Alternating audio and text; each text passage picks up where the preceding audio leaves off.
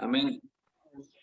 Amén, hermanitos. Dios les bendiga. Estamos estudiando el libro de Colosenses, nuestro hermano Agustín. Dios bendiga su palabra, hermanos.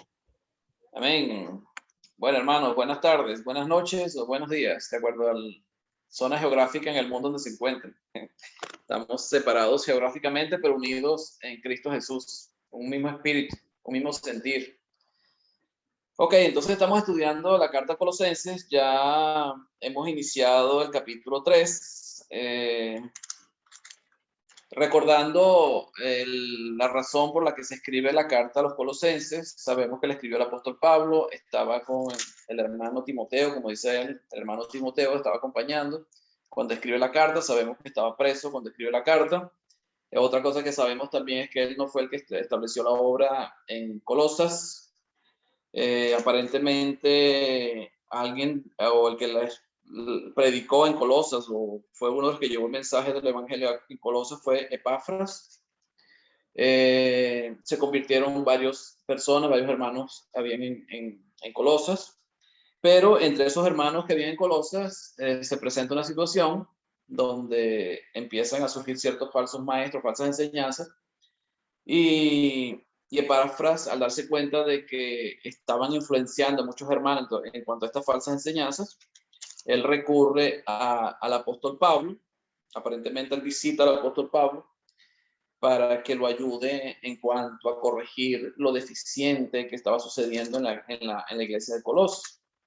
Y sabemos que lo que estaba sucediendo, estos falsos maestros estaban enseñando doctrinas de hombre. Aparentemente también habían judaizantes que estaban enseñando acerca de guardar la ley o parte de la ley en cuanto a la circuncisión y ciertas fiestas que eran parte de la ley judía y que, según el apóstol Pablo, lo dice aquí en el capítulo 2, que había sido clavado en la cruz. Esa ley que era esas leyes o esas normas que Dios había dado al pueblo de Israel, dice que nos era contraria, o esa acta de los decretos que nos era contraria fue quitada de en medio y clavada en la cruz. Sabemos lo que significaba cuando alguien era clavado en una cruz. No era simplemente para que sufriera, sino que cuando algo se clavaba en la cruz o alguien se clavaba en una cruz o era clavado en una cruz, era para que muriera. Y cuando aquí el apóstol Pablo se refiere a que el acta de los decretos fue clavada en la cruz, es porque ella muere juntamente con Cristo. Esa acta de los decretos, porque no será contraria, porque sabemos que la ley tuvo un propósito y se cumplió, y el mismo propósito, y el mismo apóstol Pablo lo enseña acá, que era una sombra de lo que iba a venir. Esa ley, esas profecías eran sombra de lo que había de venir, y sabemos que el que había de venir era el Cristo, el Mesías, que iba a venir, que iba a establecer su iglesia, que es el cuerpo de Cristo en este caso, y que era el cumplimiento de esas profecías del propósito de la ley, porque la ley sirvió, como dice Gálatas capítulo 3, como nuestro ayo para llevarnos a Cristo. Era como un tutor para llevarnos a Cristo, porque la ley sirvió para darnos a entender y darnos a saber de que nosotros, por nuestros propios méritos, por nuestra propia obediencia perfecta, jamás podíamos ser salvos, jamás podíamos justificarnos ante Dios. Y es lo que él decía allá en el capítulo 3 de Romanos, el apóstol Pablo, que por las obras de la ley nadie se puede justificar para con Dios, porque por las obras de la ley es el conocimiento del pecado. Entonces la ley sirvió simplemente para eso, para que nos demos cuenta de que somos pecadores y que no nos podemos salvar solos. Y por eso Jesús es llamado el Salvador, Salvador del mundo, porque Él vino a salvarnos, porque no nos podíamos salvar solos. Sin Cristo estuviéramos perdidos. Entonces esa sombra, que era la ley, cumplió todo su propósito, y por tanto ya ella queda de lado, ya ella muere, y ahora estamos bajo un nuevo pacto que se estableció con Cristo. Ya estamos bajo el nuevo pacto de Dios, que es bajo la gracia, que es el regalo inmerecido que Dios nos da a cada uno de los que hemos aceptado al Señor, los que hemos sido bautizados para el perdón de nuestros pecados. Entonces, aquí el apóstol Pablo les está enseñando a los colosenses, no solamente que tengan cuidado de los falsos maestros, que tengan cuidado de las falsas enseñanzas, de las doctrinas de hombres, sino que también que ellos tenían que cambiar ciertas actitudes que tenían. Su vida vieja, su viejo hombre, ellos tenían que hacerlo morir, o esas obras de la carne que ellos practicaron y que a lo mejor seguían practicando algunos de ellos, tenían que hacerlas morir. tenían que dejar ciertas obras o ciertos comportamientos que no eran conforme a la voluntad de Dios, que no eran conforme a la piedad. Entonces uno cuando se hace cristiano, uno cuando llega al conocimiento de Dios, uno cuando llega al conocimiento de la palabra de Dios, cuando uno empieza a conocer a Dios y conoce a Dios, uno tiene que aprender de que uno tiene que andar conforme a la voluntad de Dios. Aunque sabemos que no somos perfectos, aunque sabemos que siempre vamos a cometer errores, pero tenemos que procurar en lo posible ir creciendo, y eso lo vamos a ver ahora. Vamos a ir creciendo espiritualmente, y es un crecimiento continuo que no se acaba nunca hasta que partamos de este mundo. El cuerpo, dice que el cuerpo se va deteriorando, nuestro cuerpo se va deteriorando, pero el espíritu se va renovando, se va un crecimiento espiritual todos los días. Y eso nada más se consigue o se logra mediante el estudio de la palabra de Dios, conociendo a Dios, conociendo la voluntad de Dios. Por eso en el versículo 6 del capítulo 2 de Colosenses, el apóstol Pablo decía a los colosenses, y nos lo dice a nosotros también: por tanto, de la manera que habéis recibido al Señor, andad en él. De la manera que recibimos al Señor, también debemos andar en él. O sea, no podemos andar conforme a nuestras propias voluntades, conforme a las enseñanzas de los falsos maestros, conforme a mandamientos de hombres, sino en él, en Cristo. Tenemos que andar en él, conforme a su voluntad, conforme a lo que él nos enseña. Entonces, no sé si Alejandro quiere hacer un pequeño resumen del versículo 5 al versículo 9, de lo que vimos la semana pasada. Amén, varón. No, estaba... O alguien más que lo quiera hacer, no sé si alguien más quiere hacerlo, un pequeño resumen, un pequeño comentario, que no pase de 2 horas. Que no ocupe el tiempo del estudio. Exactamente. Bueno, hay un breve comentario, Agustín, que me llama la atención cómo va todo enlazado gracias a nuestro Dios y que es poderoso. Así como estudiábamos el miércoles, que fue con Pedro Sánchez, del tema de la segunda venida de Cristo, y estaba el capítulo 2 de la segunda carta de Pedro hablando de esa lista, como él lo mencionaba, de que no eran santos, sino que eran con manchas, no eran personas de Dios, sino que eran sin Dios y todo. Entonces era como el contraste de los que no quieren obedecer a Dios, más los que sí querían obedecer a Dios. Entonces aquí me hizo acordar de ese tema porque Colosenses capítulo 3 me va a decir, como lo que hemos visto desde el 5 hasta el 9, que son esas obras de la carne, por decirlo de esa manera que me habla Gálatas, ¿no? Y bueno, dice que tenemos que dejar morir ese hombre terrenal que está en nosotros, ¿no? De dejarlo atrás, porque somos nueva criatura. En Cristo somos nueva criatura. Entonces, bueno, hubieron varios comentarios, aparte de ese, que no debemos andar en la vanidad de la mente. ¿De la mente de quién? Esa es la pregunta. La vanidad de la mente de este mundo. O sea, no sumergirnos en este mundo, sino poner la vista en Dios. Eso fue un comentario de Efesios capítulo 4, versículo 17. Y sabiendo que esa ira de Dios, es decir, ese juicio de Dios, viene sobre los hijos de desobediencia, como dice el versículo 6. Pero yo creo que nosotros debemos estar confiados, con esperanza, con un amor sincero y tranquilo, de que si nos alejamos de estas obras o este viejo hombre o estas malas obras, transitamos más en la piedad y fortalecemos nuestro amor en Cristo, es para que estemos tranquilos. Entonces, nos manda el apóstol Pablo, bueno, a la iglesia de Colosas, pero también a nosotros. Bienvenido, hermanito Fidel, un gran abrazo. Nos manda que debemos de dejar esa ira, ese enojo, palabras deshonestas. Y bueno, me hace acordar también el libro de Romanos, que en cuanto dependa de nosotros estar en paz con los hombres. También hubo un comentario de nuestro hermano Roberto de Jeremías capítulo 15, de que hay que convertirnos al Señor y no convertirnos al mundo. Un comentario muy, muy, muy interesante. Más o menos eso es lo que estuvimos conversando y bueno, Dios les bendiga, amados hermanos. Amén. Amén. Gracias, hermano. Entonces, habíamos terminado en el versículo 9, donde el apóstol Pablo le decía a los colosenses que cambiaran sus actitudes en cuanto a la manera de vivir. como él le decía también a los Efesios, cuando le escribió a los Efesios. Él decía ya en el capítulo 4, ya no andéis como los otros gentiles, que andan, ¿qué? En la vanidad de su mente. Y esa es la razón por la cual tenemos que entender que ya no tenemos que andar como antes. O sea, ya tenemos que cambiar nuestra manera de actuar, porque ya nuestra mente tiene que cambiar. Ya no podemos tener la misma mente que teníamos antes. Antes, nuestro propósito de vida era el mundo. Ahora nuestro propósito de vida ya no es el mundo. Por eso en el capítulo, comienza en el capítulo 3, diciéndoles, si ustedes han resucitado con Cristo, busquen las cosas de arriba, donde está Cristo sentado a la diestra de Dios, no las del mundo.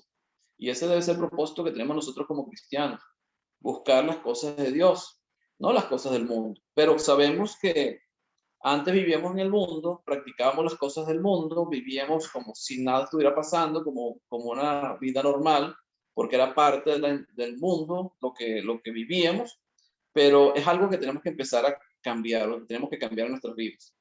Y es lo que Pablo le está diciendo a ellos, o sea, quítense, o sea, hagan morir todas estas obras de la carne, son obras de la carne, son obras que no agradan a Dios, son obras que Dios no quiere que hagamos, que cambiemos nuestra manera de ser.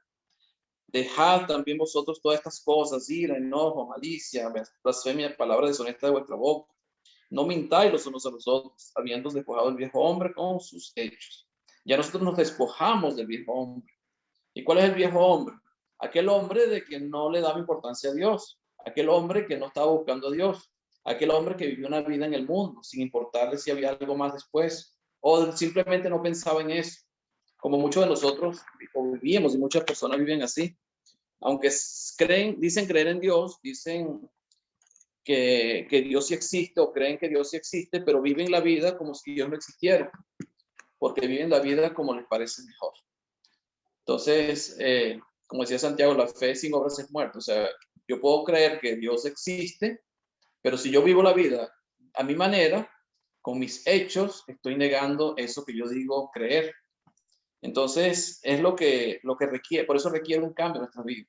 Porque si yo creo que Dios realmente me salvó, envió a su Hijo a morir por nosotros, me espera una vida eterna en los cielos, yo tengo que vivir para eso. Mi vida tiene que ser transformada para vivir conforme a eso, conforme a lo que yo estoy esperando. Si lo único que yo espero son cosas del mundo, si mi felicidad o lo que yo requiero para mi vida solamente lo busco en el mundo, entonces voy a vivir como el mundo me enseña o como los demás lo hacen. Pero si realmente yo he cambiado, lo he descubierto cuando me predicaron, he descubierto la verdad de Dios y he descubierto que hay una vida eterna y que Dios tiene algo preparado para mí allá en el cielo, ya yo tengo que cambiar, yo tengo que pensar diferente, ya no puedo pensar que el mundo es el que me da felicidad, sino que la verdadera felicidad, la verdadera vida es la eterna, la que viene después de esta vida. Que no importa lo que el mundo ofrezca, no importa lo que en el mundo suceda, yo espero es unos cielos nuevos y una tierra nueva, como el apóstol Pedro enseña en su segunda carta, en el capítulo 3. Cielos nuevos y tierra nueva. Eso es lo que estoy esperando. Y esa residencia, esa casa que Jesucristo le dice a los apóstoles que fue a preparar para ellos. Allá en el capítulo 14 de Juan, voy a preparar lugar para vosotros, para donde yo esté, ustedes también estén. Y eso es, donde está el cuerpo, donde está la cabeza, perdón, que es Cristo, está el cuerpo, que es la iglesia. Nosotros vamos a estar donde está Cristo. Aunque actualmente estamos en la carne, estamos en el mundo todavía, pero algún día vamos a estar espiritualmente allá en el cielo juntamente con Cristo, viviendo con Él. Entonces, no hay que dejar, versículo 9, no mintáis los unos a los otros, habiendo despojado del viejo hombre con sus hechos. Entonces, yo me despojo del viejo hombre con sus hechos. Y hechos tiene que ver con lo que yo hacía. Y eso es una decisión que yo tengo que tomar. Si yo quiero seguir pecando, Dios no lo va a impedir. Dios va a dejar que yo haga lo que yo quiera, porque Dios me da esa libertad de tomar decisiones. Pero yo tengo que tomar la decisión, si conozco a Dios, si realmente quiero encontrarme con Dios, quiero llegar a la vida eterna juntamente con Cristo, yo tengo que tomar la decisión de dejar esos hechos que yo hacía antes, las cosas que yo hacía antes, que sé que ahora me doy cuenta, estudiando la palabra de Dios, estudiando la voluntad de Dios, que a Dios no le agrada y que eso me separa de Dios. Entonces yo tengo que procurar cambiar, cambiar, porque el problema que tenemos nosotros es que somos de carne y la carne es débil, como decía el apóstol Jesucristo cuando hablaba con los discípulos. Orad para que no entres en tentación. El espíritu está dispuesto, decía él allá en Getsemaní. El espíritu está dispuesto, pero la carne es débil. Y ese es el problema que tenemos nosotros. La carne es débil. Por eso tenemos que estar vigilantes. O sea, vigilantes siempre, estar pendientes. No descuidarnos nunca. Por eso Pablo, cuando le escribía a Timoteo, le decía, ten cuidado de ti mismo. Ten cuidado de ti mismo. O sea, tengamos cuidado de nosotros mismos. Cuidémonos de lo que hacemos, de lo que hablamos, de cómo hablamos, de lo que decimos, de nuestro comportamiento, de nuestras obras, cuando nadie nos está viendo. Porque cuando estamos con un grupo de cristianos, todos chévere, todos somos cristianos y todos somos fieles y somos hijos de Dios. Pero cuando estamos solos, cuando estamos con personas que no son cristianos del mundo, realmente cómo es nuestra vida. Realmente mostramos a Cristo en nuestra vida o mostramos al mundo lo que el mundo es. O sea, ¿qué estamos mostrando? ¿Qué estamos haciendo con nuestra vida realmente? Entonces, en el versículo 10 decía, y revestido del nuevo. O sea, nosotros no solamente hemos despojado del viejo hombre. O sea, nosotros nos despojamos del viejo hombre y nos revestimos del nuevo. Y revestir, no sé si ustedes entienden lo que es la palabra revestir. Alejandro sabe, cuando tú revistes un tubo, es porque le pones como una capa. Está revestido, un cable tiene que estar revestido para que cuando lo agarres no te pegue corriente. Hasta tiene un revestimiento de plástico y por dentro tiene los alambres de cobre. Es un revestimiento, estamos revestidos. Dice Gálatas capítulo 3. Gálatas capítulo 3. En el versículo 25 y 27, hasta 27. 25 hasta 27. Gálatas capítulo 3 dice, pero venida la fe, ya no estamos bajo ayo, porque la ley era nuestro ayo que nos trajo a Cristo. Pues todos sois hijos de Dios por la fe en Cristo Jesús. Entonces todos somos hijos de Dios por la fe en Cristo Jesús, según lo que dice el apóstol Pablo aquí a la iglesia de Galacia. Dice el versículo 27, porque todos los que hemos sido bautizados en Cristo, de Cristo estáis revestidos. Entonces, ¿qué es o quién es el que nos reviste? Dice, de Cristo estamos revestidos. O sea, esa capa que nos cubre es Cristo con su sangre, que fue de la que derramó en la cruz del Calvario. Y cuando recibimos ese revestimiento, según lo que dice el apóstol Pablo a la iglesia de Galacia, cuando fuimos bautizados, nosotros recibimos ese revestimiento. Fuimos revestidos del nuevo hombre. Fíjense lo que dice Apocalipsis en el capítulo 7. Apocalipsis capítulo 7. Cuando vemos la gran multitud vestidos de ropas blancas. Dice el versículo 9, Apocalipsis 7. Después de esto, miré aquí una gran multitud, la cual nadie podía contar, de todas las naciones y tribus y pueblos y lenguas que estaban delante del trono y en la presencia del Cordero, vestidos de ropas blancas y con palmas en las manos. Y clamaban a gran voz diciendo, la salvación pertenece a nuestro Dios, que está sentado en el trono, y al Cordero. Fíjense que era una gran multitud que estaba delante del trono de Dios y del Cordero. Y estaban como vestidos de ropas blancas. La ropa blanca, el blanco, simboliza la pureza. Ahora, ¿cómo ellos llegaron a tener esas ropas blancas? Cuando nos vamos al versículo 13, 14, vamos al versículo 13. Entonces uno de los ancianos habló diciéndome, estos que están vestidos de ropas blancas, ¿quiénes son? ¿Y de dónde han venido? Yo le dije, Señor, tú lo sabes. Y él me dijo, estos son los que han salido de la gran tribulación y han lavado sus ropas y las han emblanquecido en la sangre del Cordero. Por esto están delante del trono de Dios y les sirven día y noche en su templo. Y el que está sentado sobre el trono extenderá su tabernáculo sobre ellos. Entonces, ¿quiénes son esos que estaban vestidos de ropas blancas? Dice que eran los que habían salido de la gran tribulación. ¿Y cuándo era la gran tribulación? Son los que salieron del mundo. Porque la iglesia en el primer siglo, sobre todo cuando se escribía Apocalipsis, sufría una gran persecución, una gran tribulación, Y estos hermanos ya habían muerto por causa de Cristo, por la persecución que habían tenido contra ellos por el hecho de ser cristianos.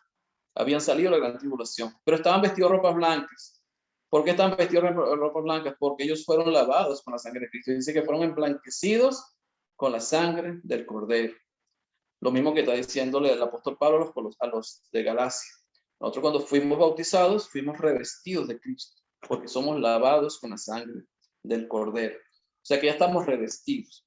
Y aquí cuando él escribe a los colosenses, le dice, y revestidos del nuevo. Somos revestidos del nuevo. Estamos revestidos del nuevo hombre.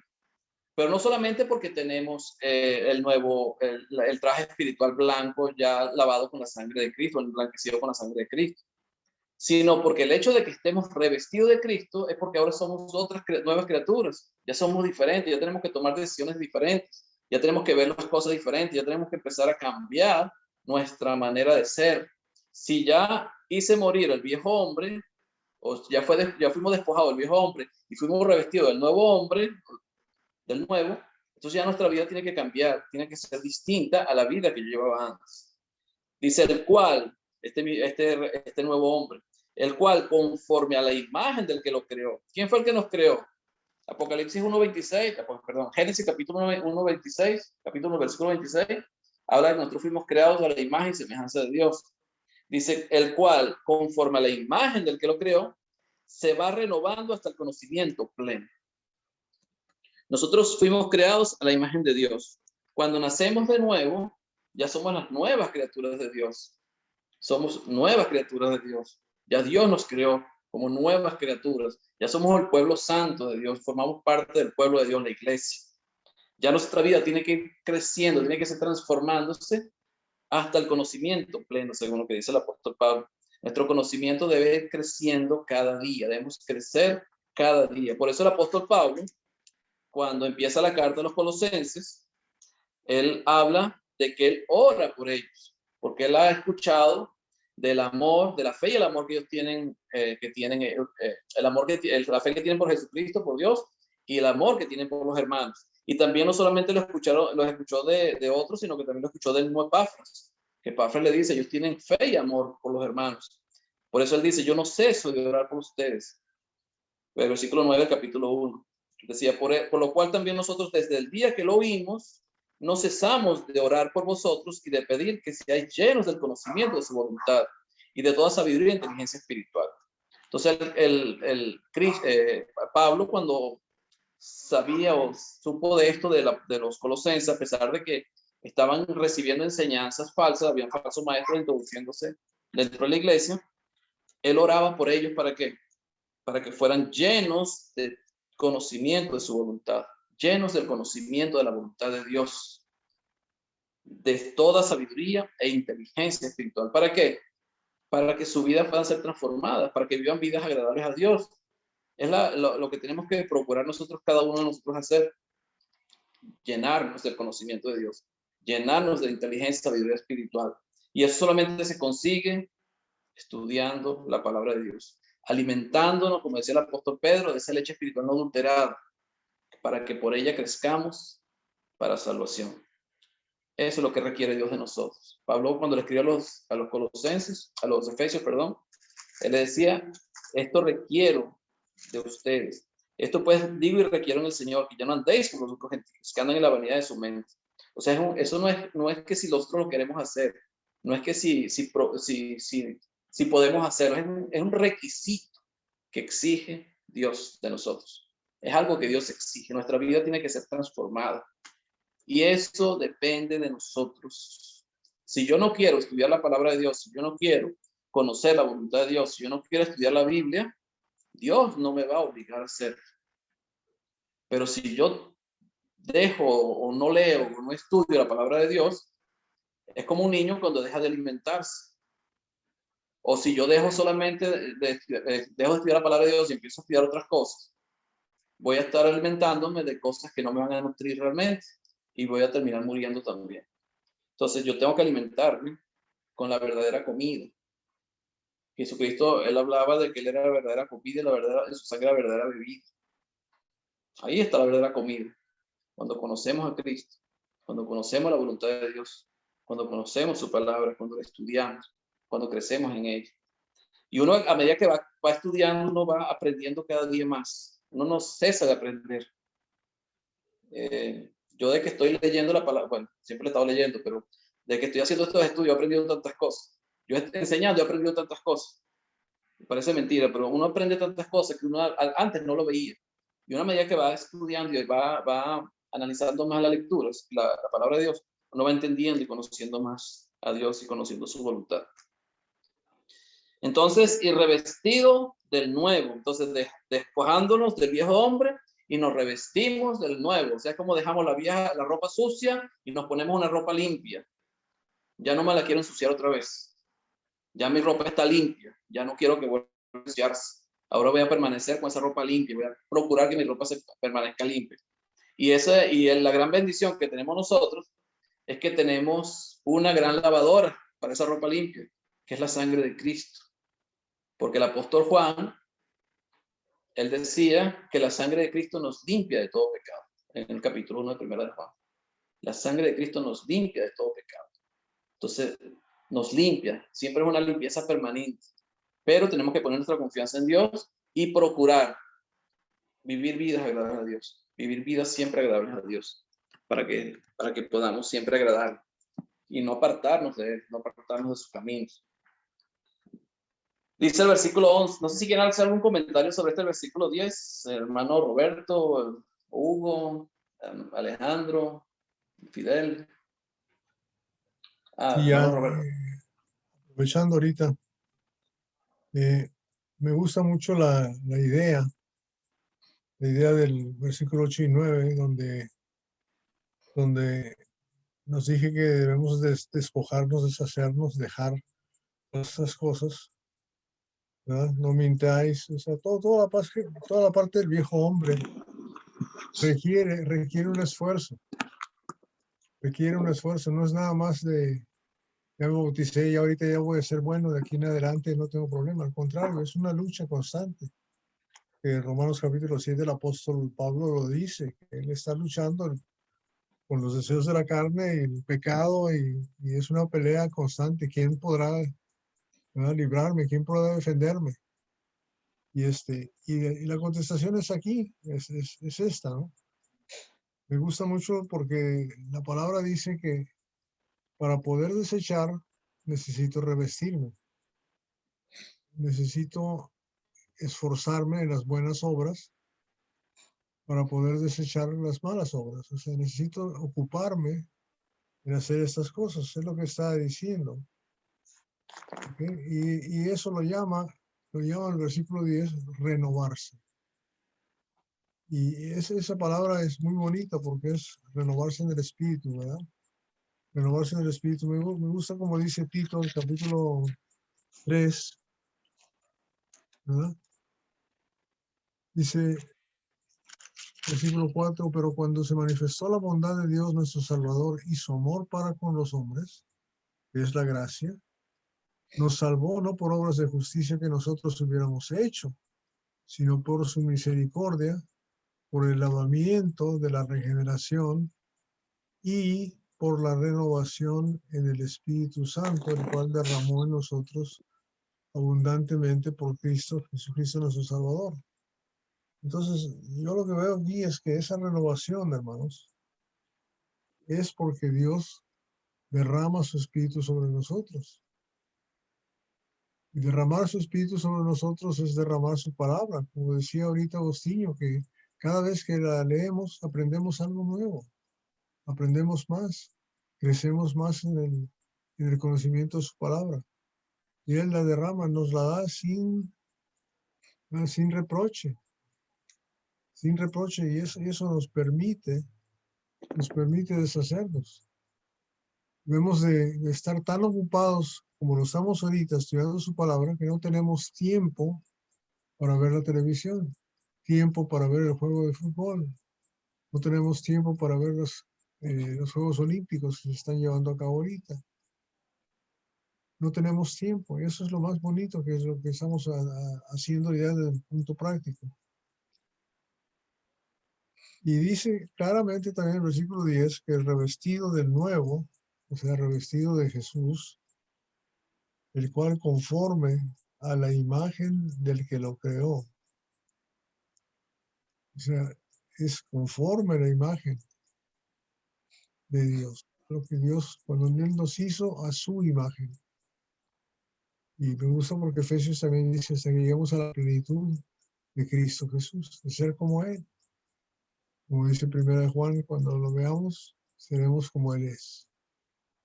Ese crecimiento espiritual que empieza aquí y se va a desarrollar por el resto del capítulo es maravilloso. Solo eso quiero añadir, para que no se pase la hora.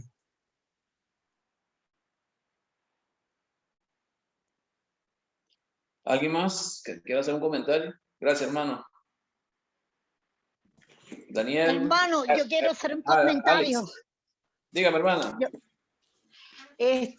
Yo digo una cosa, oyendo al hermano Roberto y oyéndolo a usted, yo me pregunto, yo digo, ¿cómo si nosotros fuéramos en el espíritu como somos por vista? Nosotros, pues ahí es donde nosotros nos preocupáramos más cuando las vestiduras están sucias, porque cuando nosotros vemos un pordiosero que tiene tiempo, que no se baña, que se le llegan las moscas y que está inmundo, así podíamos haber estado y que a nosotros nos repugna, así pudimos haber estado nosotros antes de ser lavados, ¿verdad? Como unos pordiosieros inmundos. Así si nos viéramos en el espíritu, así estábamos. Y si hoy día nosotros nos viéramos en el espíritu, nuestras ropas cuando las ensuciamos, pues sería maravilloso, porque nosotros nos ensuciamos, hacemos un trabajo y nos ensuciamos y lo primero que queremos es ir corriendo a bañarnos, a quitarnos esa ropa sudada y ponernos una ropa limpia. Si así hiciéramos como hacemos por vista, hiciéramos por el espíritu, nos mantuviéramos limpios, sabiendo que esa limpieza viene con la palabra y por Cristo. Pero considero que debemos ocuparnos en vernos desde el espíritu muchas veces, porque como nos vemos físicamente, pues andamos con esa mancha y que no la vemos, pues. Entonces hay que verse más desde el espíritu cómo están nuestras vestiduras. Gracias. Amén. How are you, my friend? Dime, Fidel. ¿Cómo están, hermano? Dios los bendiga. Bueno, poniendo atención sobre lo que están diciendo, yo escribí allí dos versículos en el chat, ¿no? En Santiago 4:8 y el Salmo 145:18, que lo primero que nosotros debemos estar para poder estar renovados es estar cerca de Dios. Y viendo el versículo de Santiago 4:8, que es muy competente en base a lo que significa el acercamiento a Dios, dice: acercaos a Dios y Él se acercará a vosotros. Pecadores, limpiad las manos y vosotros de doble ánimo purificar vuestros corazones. Parte de lo que está diciendo la hermana. Si nosotros no viésemos, si tuviésemos el espíritu o un espejo al frente, por supuesto íbamos a estar limpios todo el tiempo. Debemos estar purificándonos a diario. ¿Okay? Pero eso es única y exclusivamente cuando nos acercamos a Dios. Si nos acercamos a Dios, vamos a estar completamente limpios. Completamente limpios. Y cuando habla en el Salmo 145:18, cercano está Jehová a todos los que le invocan, y a todos los que le invocan de veras, o sea, de corazón. ¿Okay? Eso es parte de eso. Hay yo pongo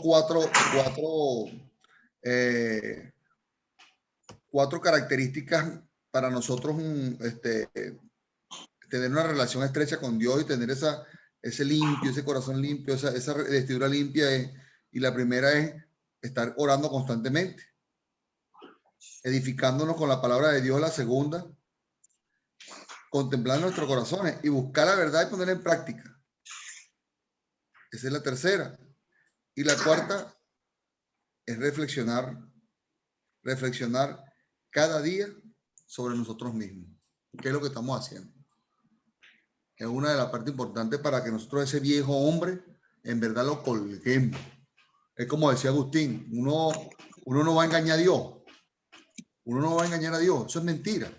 Entonces, muchas veces al frente de muchas personas, de la multitud de la iglesia, somos una persona, pero en la casa somos otros. Cuando salimos del local de la iglesia somos otros. Entonces nos compete es que nosotros estemos más cerca de Dios para que comencemos nosotros a cambiar ese viejo hombre, a cambiar completamente ese viejo hombre que dice, y esa renovación. ¿Y esa renovación por dónde viene? Por el conocimiento de la verdad. Si nosotros no estudiamos la Biblia, si nosotros no oramos al Señor, si nosotros no ponemos en práctica lo que estudiamos y lo que estamos, ese conocimiento no nos va a cambiar.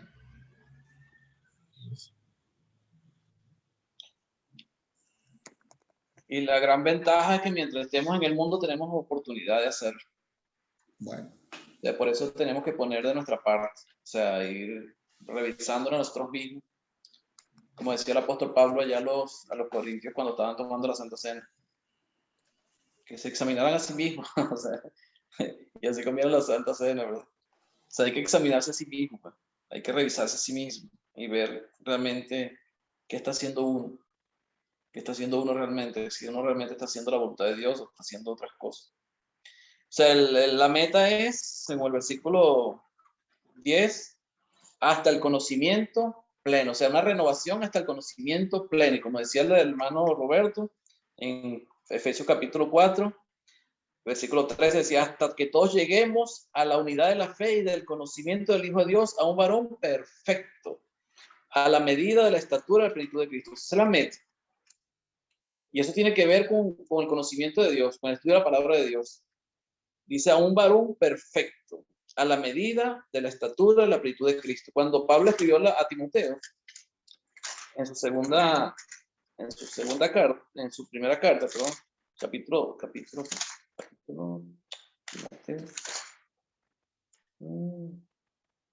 capítulo 3, segunda de Timoteo capítulo 3, dice el versículo 15, y desde la niñez has sabido las sagradas escrituras, las cuales te pueden hacer sabio para la salvación, por la fe que es en Cristo Jesús. Toda la escritura es inspirada por Dios y útil para enseñar, para redarguir, para corregir, para instruir en justicia, a fin de que el hombre de Dios sea perfecto. Entonces, ¿qué nos hace perfectos?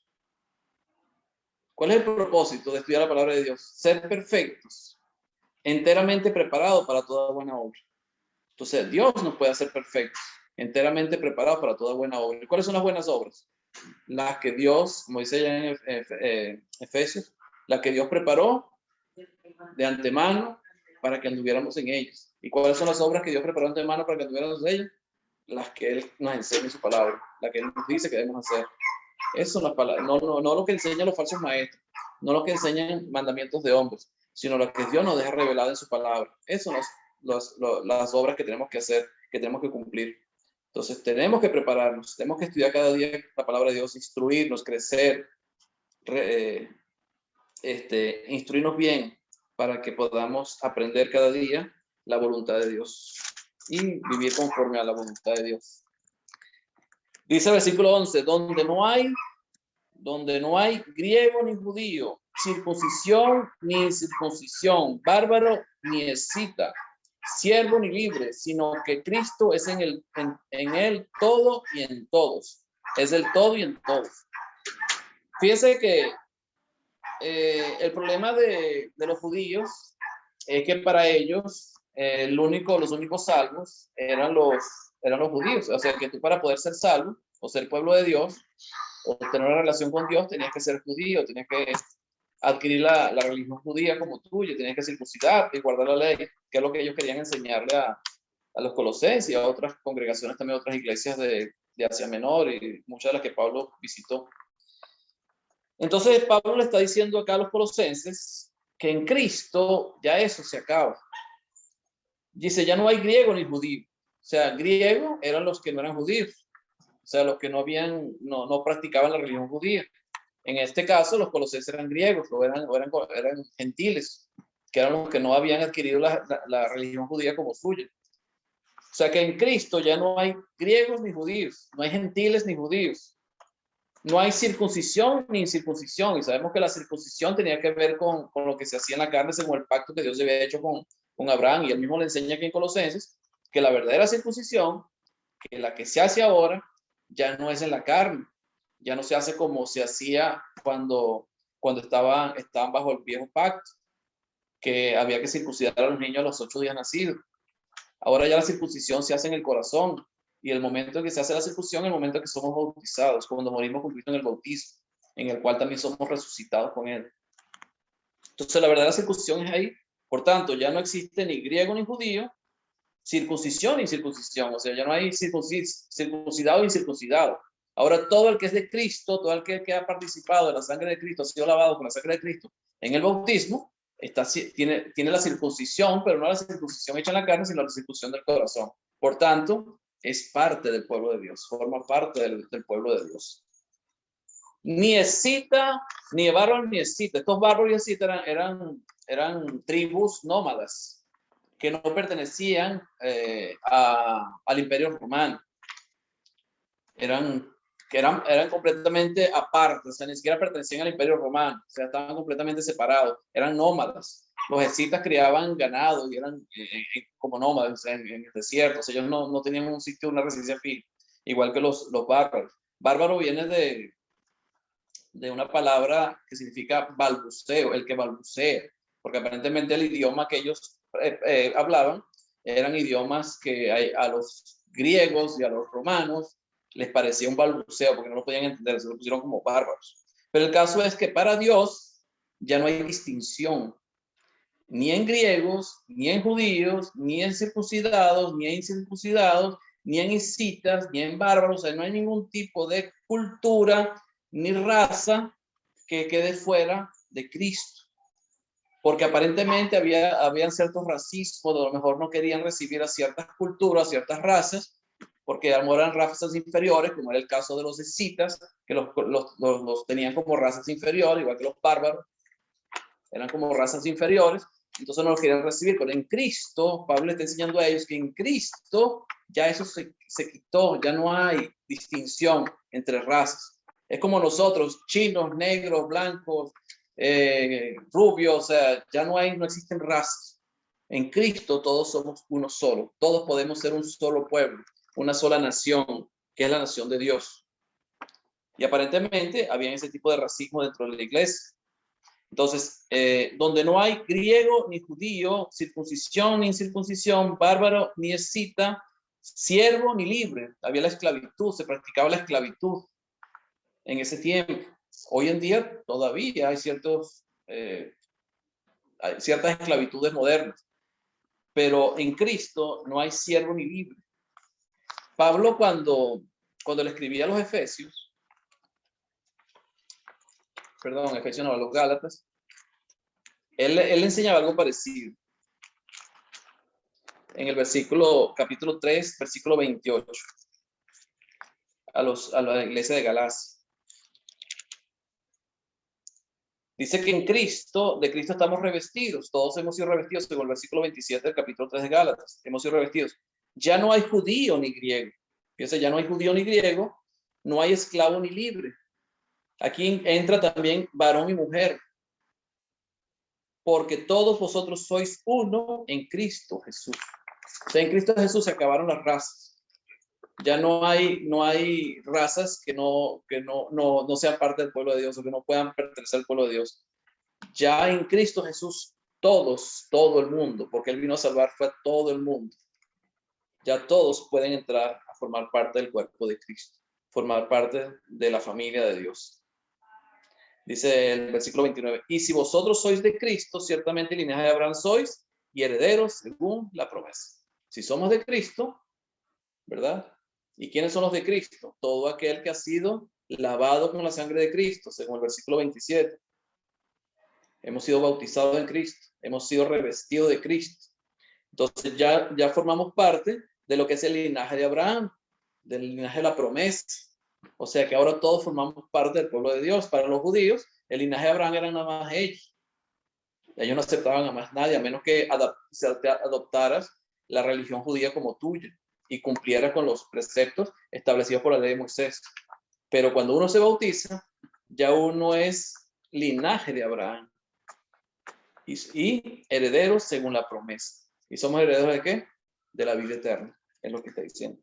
Entonces Pablo le está diciendo a los colosenses lo mismo. O sea, ya no hay distinción en razas. Ya en Cristo Jesús todos somos hijos de Abraham. O sea, formamos parte de la promesa que fueron dadas a Abraham. Somos hijos de la promesa. Ya vamos a tener esa herencia que Dios nos promete a todos nosotros, porque formamos parte del pueblo de Dios. Versículo, no sé si quieren comentar algo de esto, del versículo 11. ¿Alguien quiere decir algo? Alejandro, ¿sí algo? ¿No? Ok, entonces versículo 12. Vestíos pues, aquí vuelve a decir, vestíos pues, vuelve otra vez a mencionar la palabra vestirse. Vuelvan a vestirse, vestíos pues. Y cuando habla de vestirse, no significa que vayan a bautizarse otra vez. Eso no es lo que está diciendo, porque sabemos que nosotros somos revestidos de Cristo, recibimos ese traje espiritual blanco cuando somos lavados por la sangre de Cristo. Pero cuando él dice vestíos pues, significa pórtense de acuerdo al traje que tienen puesto. O sea, si yo ando con un flujo, yo no puedo ir para la playa. O sea, yo me voy a portar de acuerdo al traje que tengo. ¿Alguien va a hablar? ¿No? O sea, yo tengo que comportarme de acuerdo al traje que tengo puesto. Si yo tengo un traje vestido de blanco que fue lavado con la sangre de Cristo, yo tengo que comportarme de esa manera. Vestidos pues como escogido de Dios. Tenemos que vestirnos pues como escogido de Dios. Tenemos que comportarnos como escogido de Dios, como pueblo de Dios. Tenemos que ser distintos y no podemos andar conforme a lo que hacíamos antes. Ya tenemos que cambiar. Tenemos que resaltar ese vestido que tenemos nuevo, eso con el cual fuimos revestidos. Dice, entonces debemos comportarnos como santos y amados. Tenemos que comportarnos como santos y amados. Y un santo es alguien que está dedicado, que está comprometido con las cosas de Dios, que practica la piedad. Eso es un santo. Alguien que está comprometido con las cosas de Dios. Y amados, el amor. De entrañable misericordia. ¿Qué debemos practicar nosotros? La misericordia. Y misericordia viene una palabra compuesta. Misericordia. Dolor de corazón. O sea, cuando te tiene que doler la situación de otras personas. Lo que decía la hermana Alice hace rato. O sea, hay un hermano en necesidad. Vamos a orar por él. Pero entonces, ¿quién lo ayuda? O sea, tenemos que también poner de nuestra parte y colaborar. O sea, tener misericordia significa eso. Haz un sacrificio en tu vida y ayuda al hermano que tiene necesidad. O sea, vamos a dejar de hacer o cumplir con un gusto que podamos tener y vamos a ayudar a ese hermano que tiene necesidad. La misericordia es de Dios también. Dios nos salvó por su misericordia, porque Dios no quería condenarnos, porque Dios es misericordioso. Y en su misericordia envió a Jesucristo a morir por nosotros, porque no quería condenarnos. Dios es misericordioso. De benignidad. El cristiano debe ser benigno, debe siempre ser bueno, comportarse de la mejor manera. De humildad. ¿Qué significa humildad? No como los fariseos, que hacían largas oraciones en las esquinas para ser vistos por los hombres. Cristo nos enseñó sobre la humildad en cuanto a que no sepa tu izquierda lo que hace tu derecho. O sea, no buscar la alabanza de los hombres, no buscar la gloria de los hombres, sino que nosotros siempre tenemos que procurar la gloria de Dios, o sea, que Dios sea el que sea glorificado en cada una de las cosas que hagamos. O sea, no tenemos por qué demostrar que somos buenos, porque a veces nos encanta mostrar que somos buenos. Y eso no está bien, porque eso es falta de humildad. La humildad no permite que uno haga eso, si uno es humilde realmente. De mansedumbre, de paciencia. Y la paciencia tiene que ver con poder soportar situaciones sin caer en desesperación, sin caer en desespero. Es la paciencia. Poder, y eso hay que practicarlo mucho, la paciencia en el mundo. Sobre todo cuando somos cristianos, ya no podemos actuar como actuaba el mundo, como Jesucristo cuando le dice a los discípulos en el Sermón del Monte: cuando alguien te dé por la mejilla derecha, pon la izquierda. Cuando alguien te pida la capa, dale también la túnica. Cuando alguien te obliga a llevar una carga, una milla, ve con el 2. O sea, ir más allá de lo que esperan de ti, pero eso no es una reacción normal del ser humano. O sea, un ser humano no reacciona normalmente de esta manera como Jesucristo le está enseñando. No es lo mismo reaccionar que accionar. El cristiano no puede ya no puede reaccionar. Uno cuando anda manejando todo el día, uno le pasa muchas cosas en la calle. Lo insultan y le tocan corneta. Y entonces uno a veces le provoca ciertas cosas, pero uno tiene que pensar antes de actuar. Y eso significa accionar, o sea, pensar antes de actuar. Ya uno no debe actuar como actuaba antes. Ya no debemos actuar como por reacción. Si a mí me dan por la mejilla derecha, mi reacción sería darle un trancazo también. Esa sería la reacción normal. Pero Jesucristo dice, no, si te dan por la derecha, ponle la izquierda. Y eso significa que tienes que pensar, tienes que pensar o ponerte a pensar lo que tienes que hacer. O sea, no puedes simplemente reaccionar, sino accionar en tu vida. Las cosas que tienes que hacer.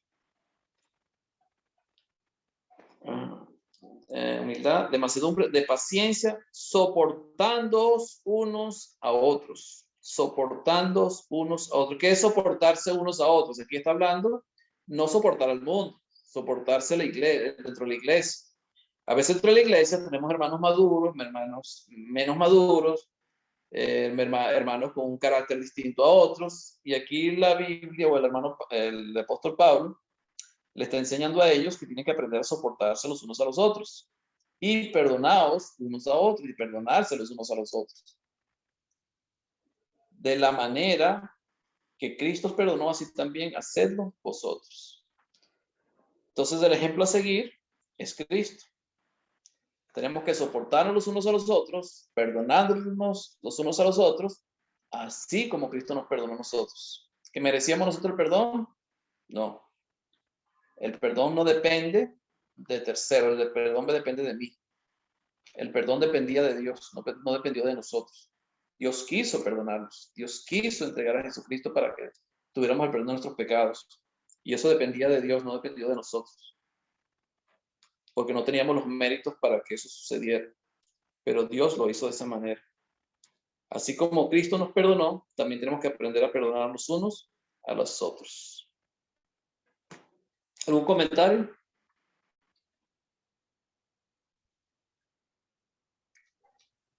Bueno, ahí hay muchísimo que decir. Bueno, claro. Muchísimo que decir. Y no sé si podemos hacer los comentarios cortos, porque hay mucho que decir.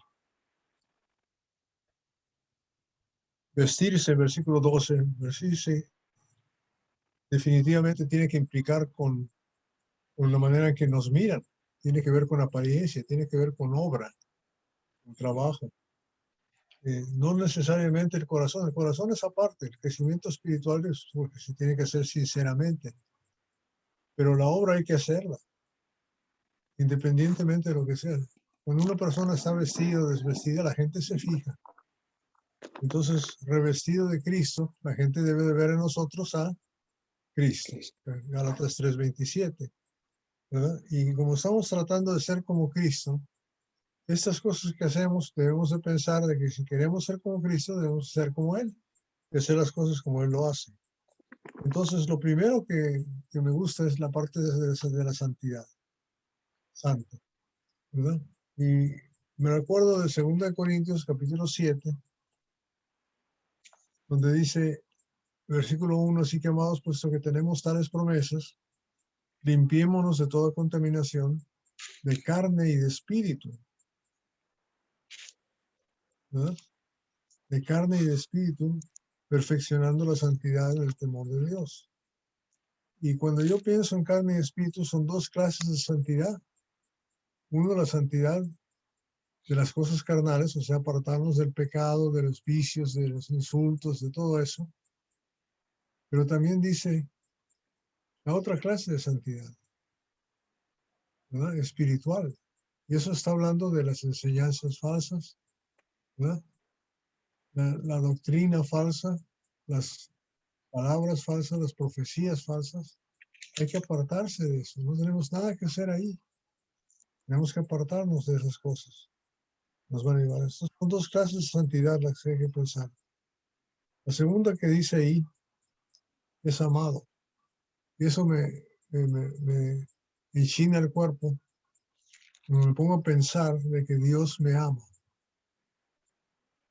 O sea, no hay cosa más bonita en el mundo que sentirse amado, ¿sí o no? Una cosa es muy bonito amar, pero que tú entiendas que alguien te ama a ti, eso es maravilloso. Eso es maravilloso. Llegar a conocer a Dios como conocemos a nuestros padres. ¿Quién de ustedes, si alguien les lleva y le presenta a su esposa, su padre, su madre, y les dice, te presento a fulano, ¿lo conoce o la conoce? ¿Qué vamos a decir? Claro que lo conozco, ¿verdad? Toda mi vida ha sido mi papá, toda mi vida ha sido mi mamá, toda mi vida ha sido mi esposa. Los vamos a conocer. Entonces, es increíble y qué bonito es poder sentirse así amado, querido. Más esos dos quería comentar porque si no se nos va toda la clase. Pero a mí Bueno, creo me que ya la encanta. hora ya. ¿Qué hora son, Alejandro? ¿Cómo vamos con el tiempo? Apenas estamos empezando, hermano. Usted siga. Son 10:05 ya, hermano. 10:06 ya. 16. Falta todavía. Bueno, vamos a ir terminando entonces. Bueno, vamos a ver el... Bueno, ciertamente somos amados de Dios. Santos y amados. O sea, así nos ve Dios como santos y amados. O sea, Dios nos ama. Somos sus santos. Como Ananías le dijo a Jesucristo cuando le dice que vaya a visitar a Pablo y le ponga las manos para que reciba la vista. ¿Cuántos males ha hecho a tus santos? Los santos de Dios, somos los santos de Dios y somos amados por Dios. Entonces tenemos un privilegio muy grande. Somos los santos de Dios y amados de Dios. Y si soy el santo de Dios, somos los santos de Dios, somos los amados de Dios, nosotros tenemos que vivir vidas así también. O sea, para agradar a nuestro Padre, que nos ama tanto. Y lo que hizo por nosotros, o sea, sobre todo por su amor demostrado, no solamente un amor que se dice acá en la palabra, sino que un amor que se demostró en la cruz del Calvario, el amor más grande. Porque de tal manera, como dice Juan 3:16, porque de tal manera amó Dios al mundo, que ha dado a su Hijo unigénito para que todo aquel que crea no se pierda, mas tenga vida eterna. Entonces, un amor de verdad, un amor del amor de Dios. Entonces, si tanto me ama Dios a mí, si tanto es el amor de Dios por mí, yo también debo amar a Dios. ¿Y cómo amo yo? ¿De qué manera demuestro mi amor a Dios? ¿Cómo le demuestro mi amor a mis padres? Que los amo de verdad. Obedeciéndolos, viviendo vidas que le agraden a ellos. Eso debe ser la manera de vivir de un cristiano de verdad cuando ama a su Padre. Cuando amamos a Dios, tenemos que vivir vidas que agraden a Dios. Entonces, soportándonos los unos a los otros y perdonándonos unos a otros. Si alguno tuviera queja contra otro, si alguien tiene queja contra otro, ¿cuál es la manera de resolver los problemas que tengamos entre nosotros? La manera de resolver los problemas que tengamos entre nosotros es perdonándonos. De la manera que Cristo os perdonó, así también hacedlo vosotros. O sea que los problemas se resuelven rápido. Pero cuando realmente conocemos a Dios, cuando realmente queremos obedecer a Dios, cuando queremos agradar a Dios, podemos resolver cualquier conflicto que tengamos entre la iglesia rápido y que no quede ninguna raíz de amargura, ningún rencor. Y es de la manera como Cristo nos perdonó, así también hacedlo vosotros. Igual, de la misma manera. Cuando Cristo nos perdona, se olvida de todo. O sea, el perdón de Dios es así. Dios ya no se acuerda de lo que tú hiciste. No lo toma en cuenta. Y así debe ser el perdón de nosotros también. Es una decisión. El perdón es como el amor. Es una decisión que debemos tomar. Nosotros debemos tomar la decisión de perdonar. Si no lo hacemos, nunca vamos a perdonar. Es como el amor ágape, el amor de Dios. Dios tomó la decisión de amarnos por su misericordia. Nos amó y nos amó tanto que envió a su Hijo unigénito para que muriera por nosotros. Entonces, de la manera que Cristo nos perdonó, así también hacedlo vosotros. Entonces es fácil. No debería haber conflicto entre la iglesia. Si realmente nosotros queremos hacer la voluntad de Dios, queremos agradar a Dios, no debería ser difícil, debería ser sencillo resolver cualquier situación dentro de la iglesia. Y es perdonando. Primero reconociendo mi falta y después perdonando. Porque todos fallamos en alguna manera, todos fallamos siempre. Y sobre todas estas cosas, vestidos de amor. Y sobre todas estas cosas, o sea, lo que está por encima de todas estas cosas, dice vestidos de amor. ¿Por qué debemos vestirnos del amor? Y aquí vuelve otra vez a hablar del vestido. Vuelve otra vez vestirse. O sea, ya fuimos revestidos de Cristo, ya debemos vivir como los que estamos vestidos de Dios, debemos vivir vidas que muestren a Dios en nuestras vidas, que muestren a Cristo en nuestras vidas. Y sobre todo tenemos que vestirnos de ese amor. O sea, ese amor debe estar en nosotros. El amor ágape. No el amor romántico, no el amor que viene de los sentimientos, porque ese puede ser humano, se falla. Pero el amor ágape, que es el amor que nos enseña Dios, el amor de Dios hacia nosotros, ese no falla. Pero tenemos que tomar la decisión de amar de esa manera. Dice que es el vínculo perfecto. ¿Qué es un vínculo? ¿Qué es un vínculo? ¿Qué tenemos por un vínculo? ¿Qué sabe lo que es un vínculo? Una unión. Algo que une una cosa con la otra. Es un vínculo. Entonces, ¿qué nos une? O sea, un vínculo es algo que nos une una cosa con la otra. Entonces, ¿qué nos une a nosotros? Mucho más allá de la fe, más que la fe, es el amor. Fíjense lo que dice Pablo en Corintios 3. El amor es la unión, ¿verdad? O sea, Pablo decía en Corintios 13, si yo hablase lenguas humanas y angelicales y no tengo amor, vengo a ser como metal que resuena y símbolo que retilla.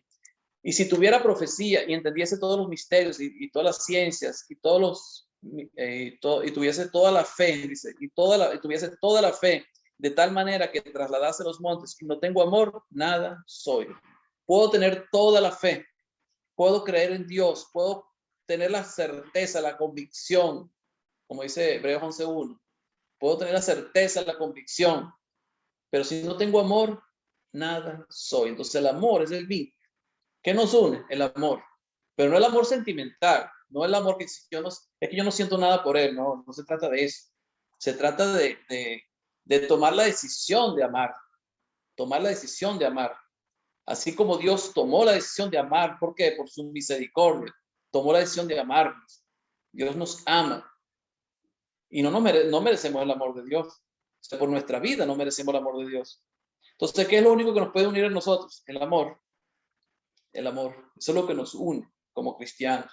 Y eso es lo que nos hace resolver cualquier situación, perdonarnos los unos a los otros, ayudarnos los unos a los otros, colaborar los unos con los otros, hacer la voluntad de Dios, vivir vidas agradables a Dios. Tiene que ver con el amor.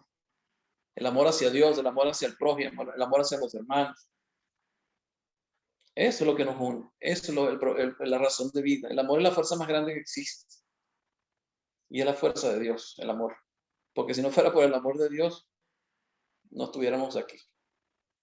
Y Dios es el que nos ama tanto, como Él lo dice, lo menciona antes, amados, somos amados de Dios.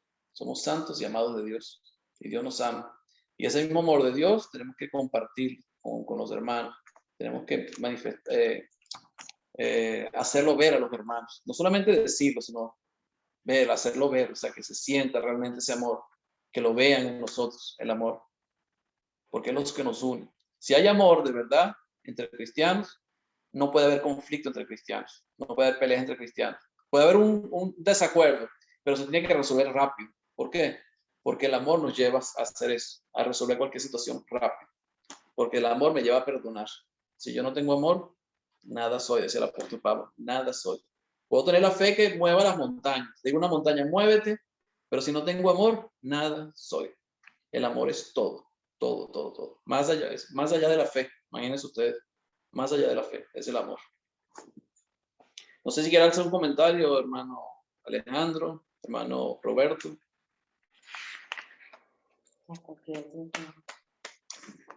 ¿Qué nos motiva a nosotros a amar? ¿Qué nos motiva a nosotros a amar? La pregunta. Bueno, hermanito, una de las motivaciones que tenemos, pues, es que primeramente Dios nos amó y demostró que valíamos muchísimo y envió a su Hijo a morir por nosotros. Entonces, una motivación grandísima es poder estar con Cristo. Yo inclusive hablaba el domingo de que querer ver a Jesús, verle cara a cara, estar en su presencia, contemplar su majestad. Y yo comentaba de que, bueno, Jesús no fue a preparar una morada, ¿no? Una vivienda allá en los cielos. Yo le decía a los hermanos que yo me conformo con un sofá cama que tenga el apóstol Pedro ahí en la casa, o con una maquita que tenga Pablo en el cobertizo. Yo no quiero un chalet. Yo lo que quiero es estar en presencia de mi Dios. Eso es una cosa que me motiva muchísimo. Fíjense que el apóstol Pablo, él resalta, y sobre todas estas cosas, o sea, sobre todo esto que viene mencionando, lo que hemos visto, vestidos de amor. O sea, yo puedo practicar todo lo que hemos visto, o sea, dejar de vivir según el mundo, tener misericordia, tener benignidad, bondad, todas esas cosas. Pero si no hay amor, de nada sirve. Porque el amor es el que nos une. O sea, sin amor no hay unión, no hay unidad entre la iglesia.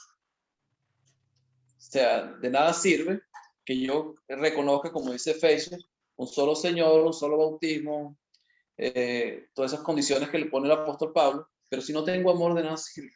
De nada sirve. O sea, hay que amarnos unos a los otros. El apóstol Juan es especialista en mostrarnos el amor, lo que significa el amor de Dios.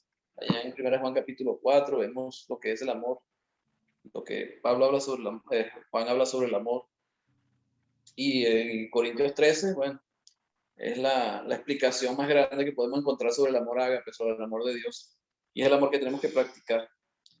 Ahora, ¿qué nos anima a nosotros a amar? A los hermanos. ¿Qué nos anima? Porque algo tiene que animarnos, algo tiene que llevarnos a amar a los hermanos. Porque amamos a Dios, pero ¿por qué tenemos que amar a los hermanos? O sea, ¿qué nos motiva a nosotros a amar a los hermanos?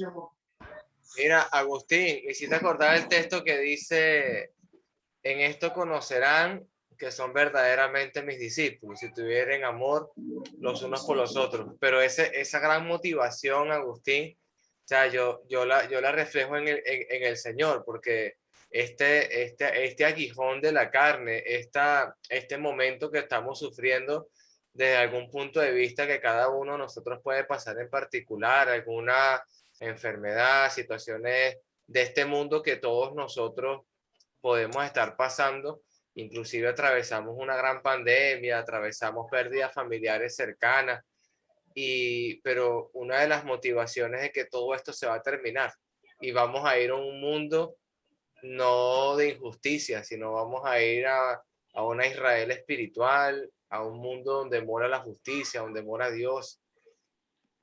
Pienso yo que mi corazón debe centrarse en que voy a estar en un lugar donde no va a haber más lloro, no va a haber más crujir de dientes, no va a haber más angustia, porque esas primeras cosas pasaron.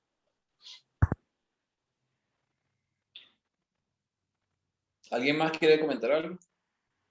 Hermano Roberto. Bueno, primera de Juan 4 es clarísimo, ¿verdad?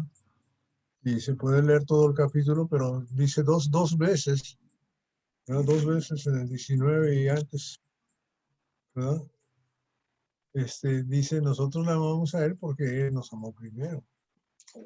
Entonces, debemos entender porque Él amó tanto al mundo de Juan 3:16, en medio de su unigénito Hijo, ¿verdad? Dice el versículo 8, el que no ama no ha conocido a Dios, porque Dios es amor. En eso se mostró el amor de Dios para con nosotros, en que Dios envió a su Hijo unigénito al mundo para que vivamos por Él.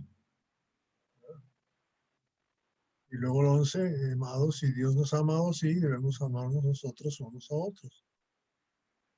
Otra vez, ¿verdad? En eso conocemos, versículo 13, que permanecemos en Él y Él en nosotros, en que nos ha dado de su Espíritu. Y otra vez entendemos que ha enviado a su Hijo. Entonces, el amor de Dios es el que nos debe de realmente compungir, amarnos unos a otros. No nomás amarlo de vuelta a Él, sino amarnos unos a los otros, porque es lo que Él quiere que hagamos. ¿Verdad? Amados, amémonos unos a otros porque Él es amor, porque el amor es de Dios. Todo aquel que ama es nacido de Dios y conoce a Dios.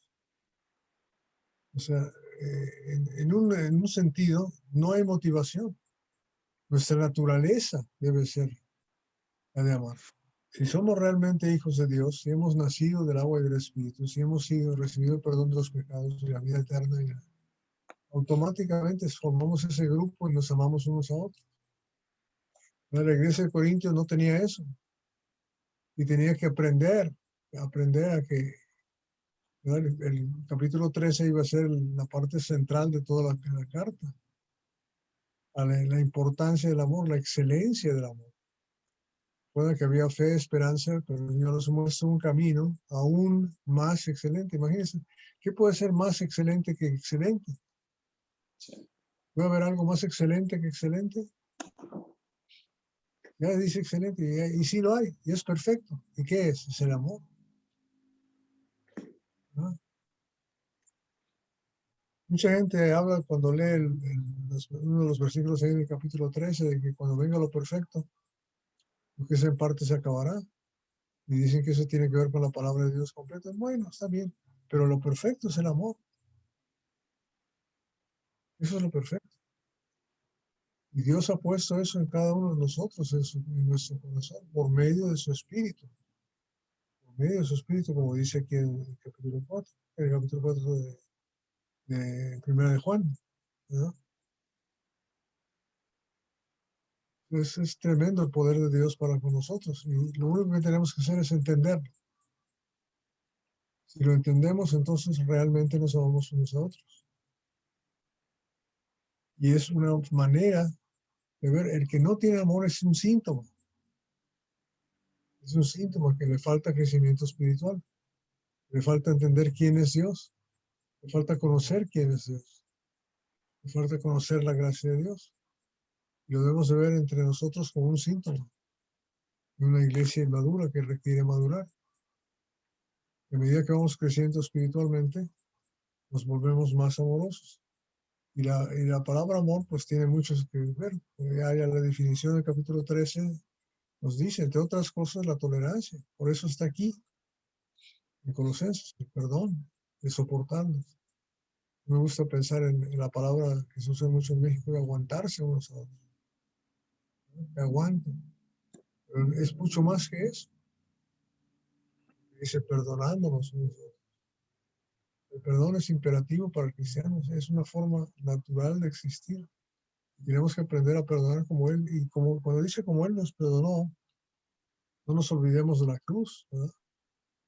Cuando le estaban clavando la cruz y matándole a esas gentes, Él estaba pidiéndole al Padre, perdónalos porque no saben lo que hacen. ¿Y ustedes creen que el Padre va a escuchar al Hijo? Claro que sí. Y si nosotros somos hijos suyos, y no nomás decirle te perdono, sino decirle Dios, perdónale a este que me ofende. Perdónale a este que está pecando. Perdónale a él. Y Jesús hizo más que eso, no más le pidió a su Padre perdónanos. Mira que yo estoy aquí colgado en la cruz, pagando por el pecado de estos que me están matando. Estoy pagando por él, es lo que está diciendo Jesús. Por eso el apóstol Pablo en Filipenses dice que estaría dispuesto a ser crucificado, a morir en la cruz y tener la misma muerte que Jesús sufrió, con tal de llegar a la resurrección de los muertos. Con tal de llegar a la resurrección de los muertos. El amor que él tenía por los incrédulos, la deuda que él sentía con los que ellos iban a condenar. Esa clase de amor va naciendo en nosotros cuando conocemos a Dios. Amén. Estoy viendo cómo Estefanía le abraza a Alejandro. Ya sabe quién es su papá. Sí. Ven. Dios les bendiga. Amén. Fíjense lo que dice 1 Juan 3:1. Dice, mirad cuál amor nos ha dado el Padre para que seamos llamados hijos de Dios. O sea, yo decía la motivación porque a mí me motiva es Dios amar. porque así nos amó Dios. Por eso en el versículo 7 del capítulo 4 decía, amados, amémonos unos a otros, porque el amor es de Dios. Todo aquel que ama es nacido de Dios y conoce a Dios. O sea, cuando yo conozco a Dios, el amor nace en mí también. O sea, ese amor manifestado de Dios, también lo tengo que compartir yo. Yo tengo que practicar ese mismo amor de Dios, porque conozco a Dios. O sea, el secreto es conocer a Dios. Si conozco a Dios, yo empiezo a practicar también ese amor hacia los hermanos. Aquí en el versículo 7 del capítulo 2, 7 no, el versículo 9 del capítulo 2 dice, el que dice que está en la luz y aborrece a su hermano está todavía en tinieblas. El que ama a su hermano permanece en la luz y en él no hay tropiezo. Pero el que aborrece a su hermano está en tinieblas y anda en tinieblas y no sabe a dónde va porque las tinieblas le han cegado los ojos. Entonces, ¿dónde están las tinieblas? Ni siquiera es el conocimiento de la palabra de Dios, sino en el amor que aborrece a su hermano. O sea, el amor es el vínculo que nos une todos. Y el vínculo, yo puedo practicar ese amor cuando conozco a Dios. Si yo no conozco a Dios, no puedo practicar ese amor. Por eso el conocimiento de Dios es importantísimo en nuestras vidas. Conocemos a Dios, conocemos el amor de Dios y empezamos a practicar ese mismo amor de Dios en nuestras vidas. Entonces no puede haber ningún conflicto dentro de la iglesia, entre nosotros. Puede haber desacuerdos, puede haber ciertas situaciones, pero se tienen que resolver rápido. Porque si conocemos a Dios, tenemos que practicar ese mismo amor de Dios, perdonándonos, así como Cristo nos perdonó, perdonándonos unos a nosotros. Y sobre todas estas cosas, vestidos de amor, que es el vínculo perfecto. Entonces lo que nos une es el amor, que une a la iglesia, los hermanos. Entonces la unidad tiene que ver con el amor también.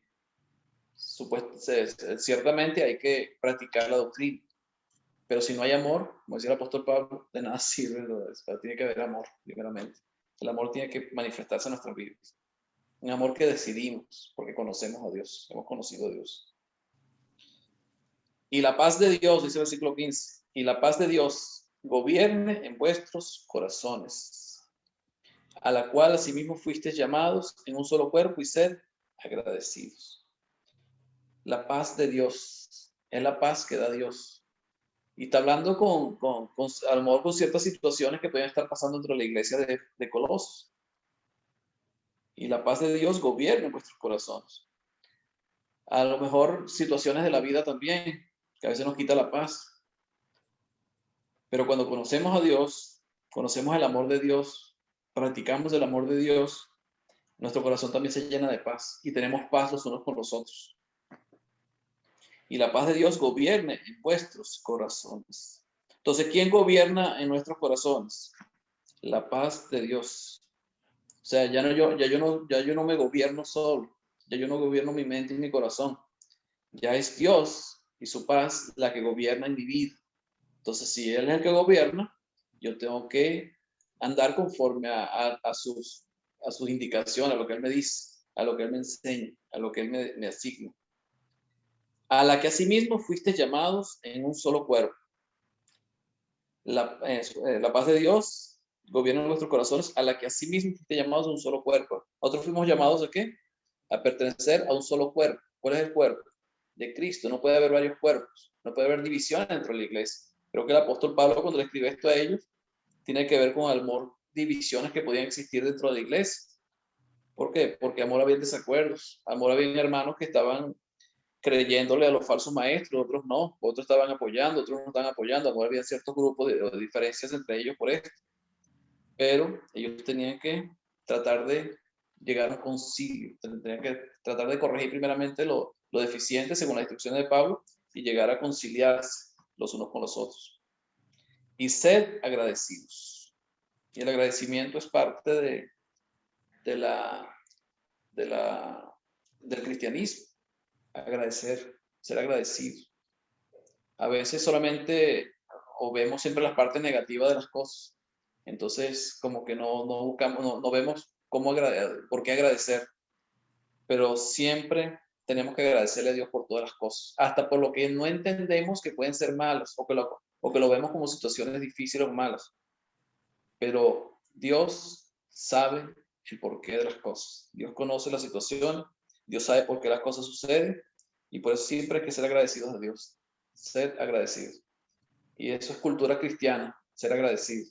Uno siempre tiene que ser agradecido por todo. Y cuando uno empieza una oración, cuando va a orar a Dios, lo primero que hace uno es darle gracias a Dios. Eso es lo primero. Darle gracias a Dios por todas las cosas, por todo lo que Dios nos provee, por todo lo que Dios nos ayuda. ¿Preguntas o comentarios que quieran hacer sobre este versículo o estos versículos? Llegó Pedro. Pedro, hermano querido. Te ha visto. Hermano querido, Dios me lo bendiga. Todo claro, hermano querido. Bendiga. Excelente. Aprendiendo. ¿Va a decir algo? Aprendiendo acá, pues. Bueno, llegué un poco tarde, hermano. Por eso, pues, pido que me perdonen. Tuve un compromiso por ahí que atender. No te preocupes. Bueno, me llama mucho la atención, pues, la parte del amor y de lo que nos motiva a amar, pues, la pregunta que propuso. Y bueno, pues, por lo menos en mi caso, pues, lo que hizo Jesucristo por mí, o sea, su sacrificio, su entrega, o sea, siendo inocente, sin culpa, sin mancha, el Hijo de Dios, forma de Dios, o sea, todo lo que Él dejó, o sea, por nosotros, recibir una culpa, una condenación, un castigo tan terrible, tan cruel por mis pecados, pues algo que merecía recibir, el amor, pues, que nos muestra. Y el pasaje que me llegaba a la mente, aunque no habla directamente del amor, estaba en Hebreos capítulo 12, versículo 2 y 3, donde dice que pongamos los ojos en Jesucristo, el autor y el consumador de nuestra fe. Y, o sea, que mirándolo, que observándolo y bien, o sea, mirando bien su sacrificio, pues nuestro ánimo no se va a cansar hasta desmayar. O sea, siempre vamos a tener ánimo, disposición y fuerzas, en este caso, para todas las cosas, para perseverar y para amar, pues también en este caso, que es lo que estamos considerando. O sea, toda la mirada, el corazón y la atención tiene que centrarse al sacrificio de Jesucristo. Como decía también Pablo en Corintios, que su amor nos contriñe, o sea, el amor de Cristo es algo que nos llega a lo más profundo, su amor y su sacrificio tan grande por nosotros, pues lo que nos motiva a amar, a obedecer y a serle fiel a Dios. Por lo menos en el caso mío, pues meditando en esa parte que estaba compartiendo al final, hermano querido. Amén. Bueno, fíjate que Jesucristo, cuando estaba en la cruz, como dijo el hermano Roberto, él oró al Padre pidiéndole que perdonara a los que lo estaban matando. Pero ¿qué fue lo que le dijo Cristo al Padre? Perdónalos porque no saben lo que hacen. Ahora, ellos sabían que lo estaban matando. Ahora, ¿qué es lo que ellos no sabían? ¿Qué es lo que ellos no sabían que estaban haciendo? Realmente no entendían lo que estaban haciendo. Entonces, una motivación también para amar a un hermano, ¿qué es? O sea, perdónalo porque no sabe lo que hace. O sea, porque a lo mejor no tiene el entendimiento o no ha comprendido bien la palabra de Dios o no sé, cualquier situación. Sí, hay el pasaje cuando dice de la manera que Cristo Os perdonó. nos perdonó, así también hagámoslo nosotros. O sea, yo creo que también tiene que ver con el hecho de si es de nosotros hacernos responsables por el pecado de ellos y de sufrir por causa de ellos. Podría ser que también tenga que, porque prácticamente Jesucristo nos dio el perdón, nos otorgó el perdón, recibiendo nuestra culpa, o sea, recibiendo nuestra condenación, recibiendo la ira de Dios que era para con nosotros, o sea, por nuestra ignorancia, por todo. Por eso pudo decir allí, perdónalos, que no saben lo que hacen. Y yo pienso a veces, o me imagino en este momento, pues, o sea, tendremos también nosotros que perdonar a los demás hasta un punto, pues, si es preciso de sufrir el agravio, de sufrir o de llevar, o sea, las consecuencias más desagradables por causa de perdonar a otros. Me está diciendo que perdonemos del mismo modo que nos perdonó Cristo, pues, o sea, y Cristo nos perdonó de ese modo. Una pregunta y una reflexión al mismo tiempo que me hago. Es que el perdón es es incondicional, o sea, tú no le pones condiciones para perdonar, o sea, tú simplemente perdonas y ya, como hizo Dios. O sea, Dios perdonó, simplemente. Y es unilateral, o sea, no depende de terceros, el perdón depende de uno, que uno perdona. Amén. Pero yo hablaba de motivación porque tiene que motivarte, algo tiene que motivarte a perdonar, a practicar el perdón. Y tiene que ver con eso, con el amor de Dios. Amén. No sabe lo que hace. Esa palabra que Cristo dijo en la cruz, a mí siempre me quedó grabada y siempre me acuerdo de ella. O sea, porque no saben lo que hace. A veces cuando a ti te insultan en la calle, te dicen cosas que tú sabes que no está bien, tú piensas en esas palabras, es que no saben lo que están haciendo, no saben lo que están diciendo, no se dan cuenta de lo que están haciendo. Entonces son personas más bien de motivo de misericordia para con ellos, de lástima, porque realmente están conduciendo sus vidas a la perdición.